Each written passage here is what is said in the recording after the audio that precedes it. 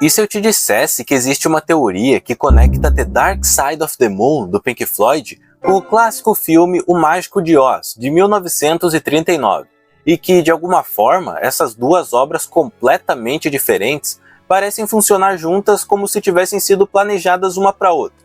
Não, não é uma brincadeira. Tem gente que leva isso a sério há décadas, e quando você assiste por si mesmo, a sensação é estranha, parece que tem alguma coisa ali, algo misterioso, talvez até inexplicável. Hoje a gente vai falar sobre essa teoria curiosa que une música e cinema de uma forma que ainda intriga muita gente. Pode ser coincidência, pode ser viagem, mas o fato é, o resultado é impressionante.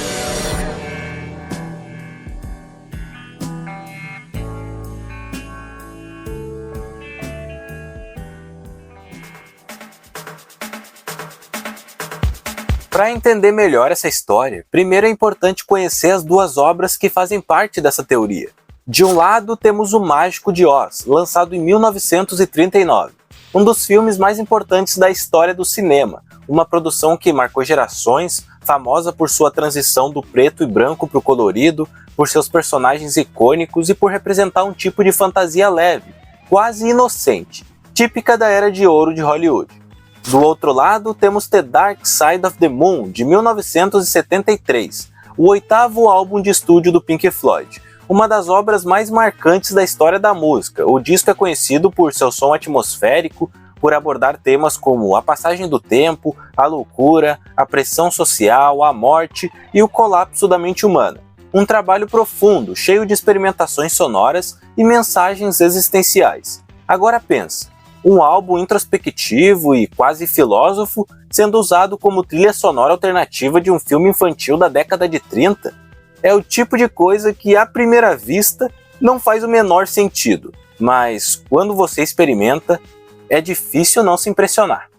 A teoria ficou conhecida como Dark Side of the Rainbow, uma mistura dos títulos The Dark Side of the Moon e The Wizard of Oz, que em português virou O Mágico de Oz. Mas o título original faz referência à estrada de tijolos amarelos, Yellow Brick Road. Ela começou a circular nos anos 90, depois que algumas pessoas perceberam que, se você der play no disco do Pink Floyd, exatamente no momento em que o leão da MGM ruge pela terceira vez no começo do filme, as imagens e a música começam a se alinhar magicamente. E o mais estranho é que elas realmente parecem sincronizadas. Tipo, as transições de cenas coincidem com as mudanças de faixa, os ritmos da música batem com os movimentos dos personagens, algumas letras parecem descrever exatamente o que está acontecendo na tela, tudo isso sem nenhum tipo de edição, apenas sincronizando os dois conteúdos no momento certo. A teoria explodiu na internet nos anos 2000, quando fóruns, blogs e vídeos começaram a mostrar os pontos de sincronia mais marcantes. Desde então, virou quase um ritual. Muita gente já testou a experiência por conta própria e quase sempre sai com a mesma sensação, de que existe alguma coisa ali, mesmo que a explicação racional diga o contrário.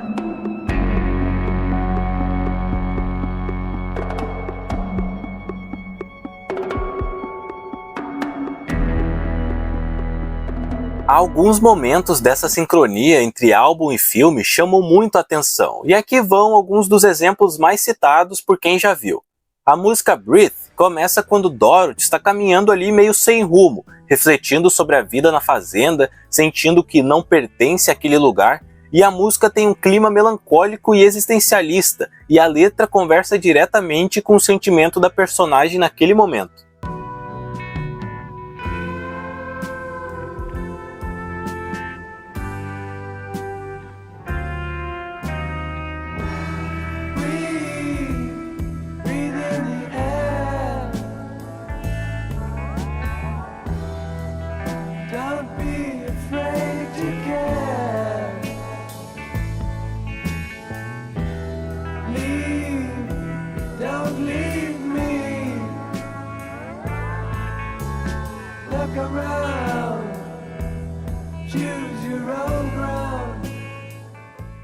Quando começa a faixa The Great Gig in the Sky, com seus vocais intensos e cheios de emoção, Dorothy está em pânico por causa do tornado, correndo de um lado para o outro, e a intensidade da música cresce ao mesmo tempo em que a tempestade toma conta da tela. e a impressão que dá é que a trilha foi feita especialmente para essa cena.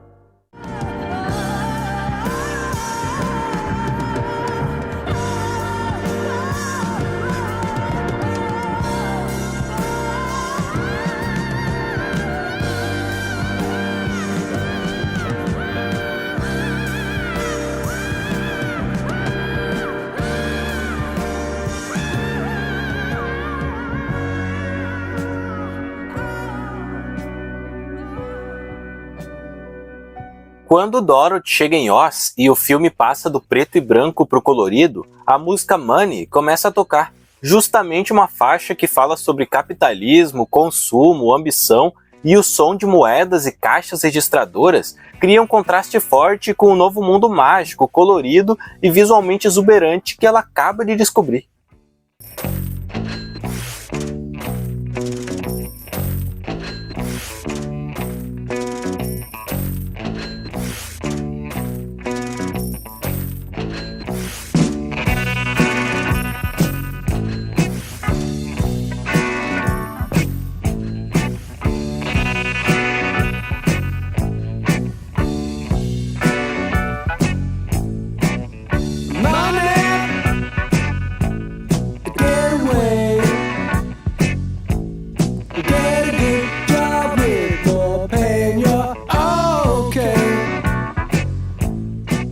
Quando o espantalho aparece, a música é Brain Damage, cuja letra fala sobre insanidade. The lunatic is on the grass. O lunático está no gramado. E nesse momento, vemos um personagem que literalmente não tem cérebro.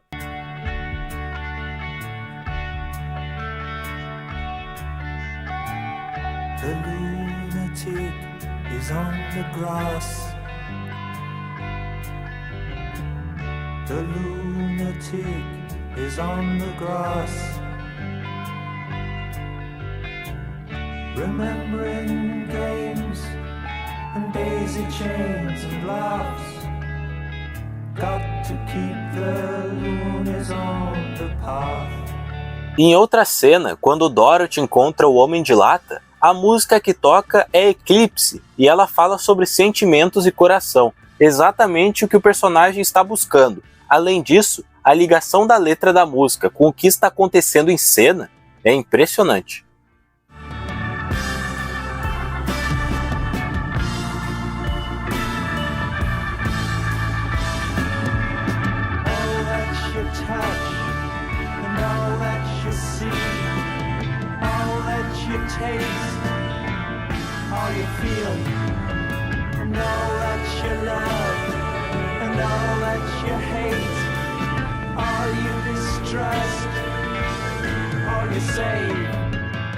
E esses são apenas alguns momentos de sincronia entre o álbum e o filme. E o mais bizarro é que The Dark Side of the Moon tem só 42 minutos de duração, enquanto o filme tem quase 2 horas. Mesmo assim, tem gente que dá play no álbum de novo quando ele termina e jura que continua funcionando normalmente, como se fosse uma trilha sonora infinita.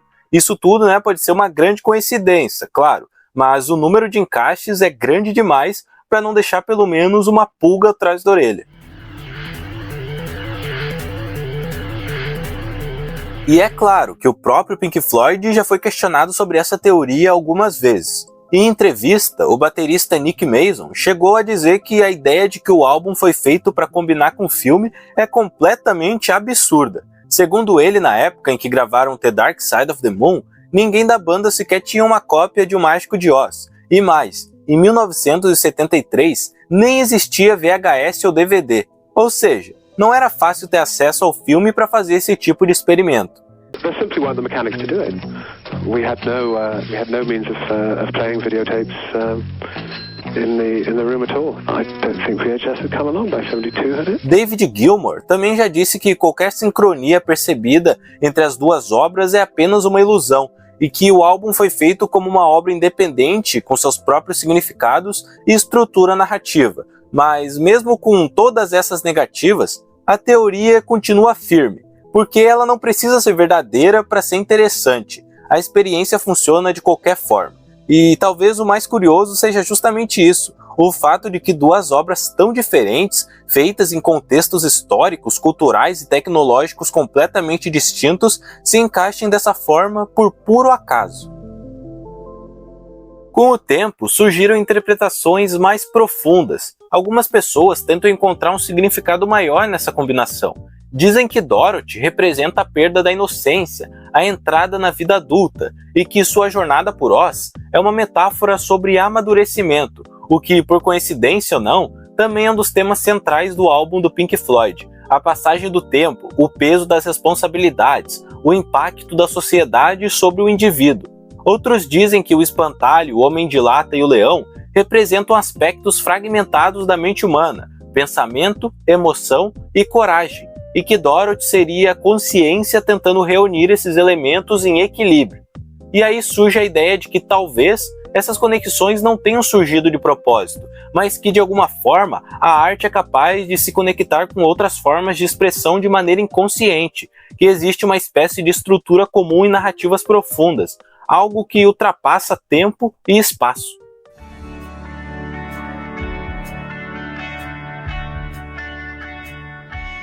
Depois do Dark Side of the Rainbow, surgiram várias outras tentativas de encontrar sincronias parecidas. Algumas pessoas tentaram combinar outros álbuns com outros filmes.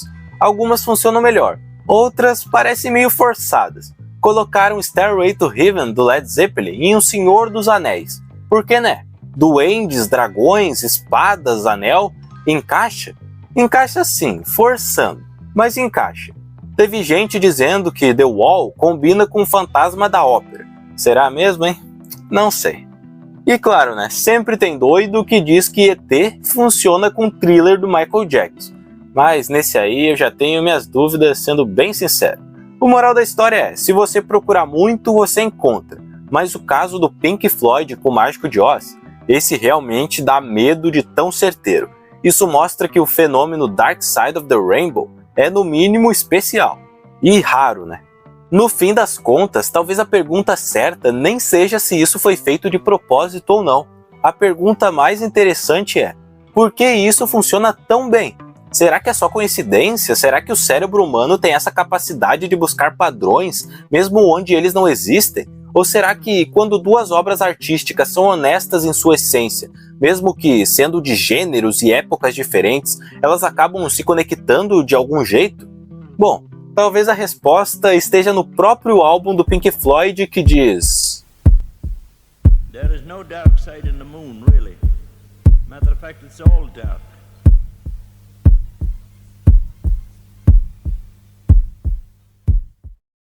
Se você nunca viu The Dark Side of the Moon sincronizado com o Mágico de Oz, talvez seja uma boa hora para testar e tirar suas próprias conclusões. É uma experiência curiosa que mistura música, imagem e interpretação de um jeito único. E se você já viu, diz aí o que achou. Você acredita que é só coincidência? Ou acha que existe alguma conexão mais profunda entre essas obras? Valeu demais por assistir até aqui e lembra, cuidado com os tijolos amarelos. Eles podem te levar para lugares que você não está preparado para visitar. Nos vemos em breve.